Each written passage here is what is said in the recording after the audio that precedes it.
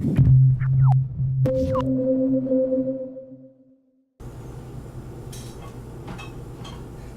scissors for it? Yeah, let's see.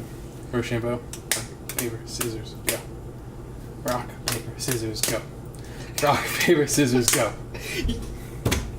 Hey guys, welcome to The Drug Nerd. I'm Ryan. And I'm Connor. And we're gonna get sauced. I did it!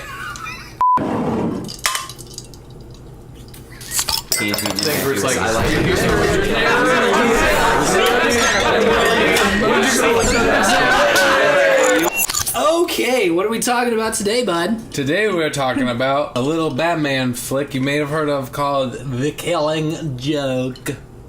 The Killing Joke. You know what? I have it set up in the back for the other shot. We just saw the Killing Joke, and here are our thoughts on it, I guess. Let's be real honest. I was pretty stoked on the whole thing. There's a couple things that I was like, kind of like, I could have done that better until the end, and then I was like,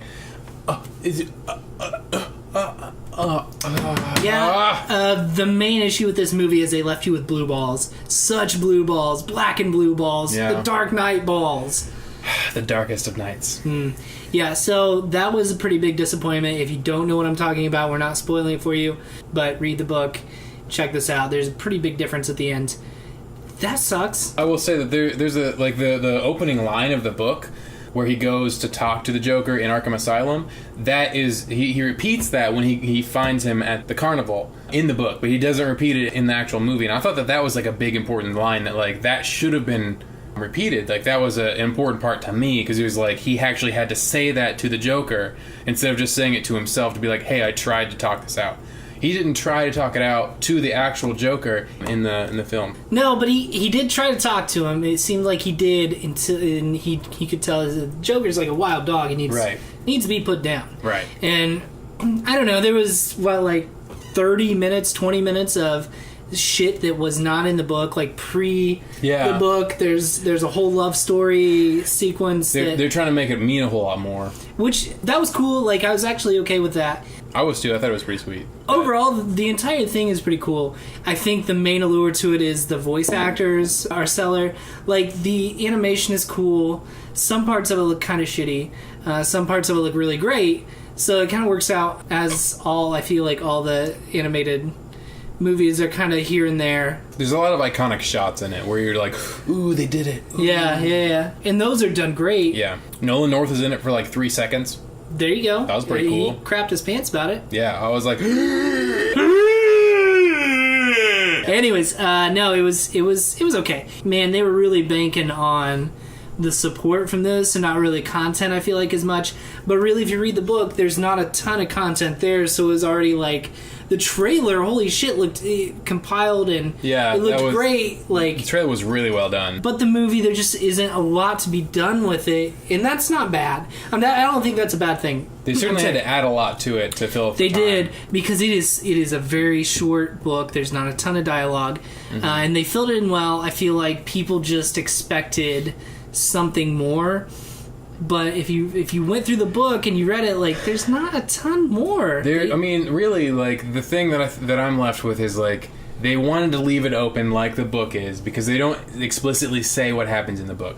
And if you don't know what happens in the book, you get to make up your own mind. It's the same kind of thing that they want to do in the movie, I think.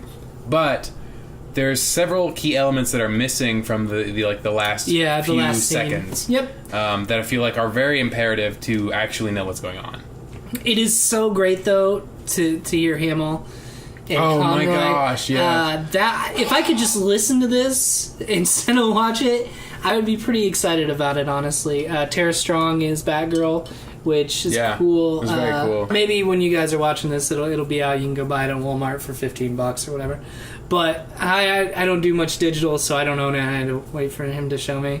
I thought it was fun, and I'll watch it again several times. I'll watch it probably more than Batman v Superman. Oh, God, for sure. So, I've already watched it more than Batman v Superman. It's the truth. I guess, do you have any other thoughts? This is kind of short consensus, but it really doesn't warrant much. It's a short movie. Yeah. Kind of flies by. I mean, I was really stoked. Like, if it had ended just slightly differently, I would be very. It was make or about break. It. Yeah, that would have made it pretty great. Because it just kind of like it fell flat a little bit for me. But yeah, it was tight. Check it out. See what you think. A lot of people hate it. That's fine. I don't. Tell us what you think. Are you fanboying over this? Are you thinking it's crap? I don't think anybody's fanboying over it, honestly. Yeah, no, I've heard a lot of people that are disappointed about it. There are some people that think it's great. So if you're that person, tell us in the comments below. If you think it's disappointing, tell us as well. If you like what we have to say about it, like it. If you don't like, there's also the dislike button, whatever. Subscribe if you want to. I dare you to not like it. Yeah. Do whatever you feel like is necessary. I didn't mean that. I didn't mean to threaten them. It's fine. Why are you touching my face? Because I feel bad for them. You're like the only one I can pet. Oh, okay, fair enough. I was way too worried. Yeah, let's do it. Yeah. I missed the straw.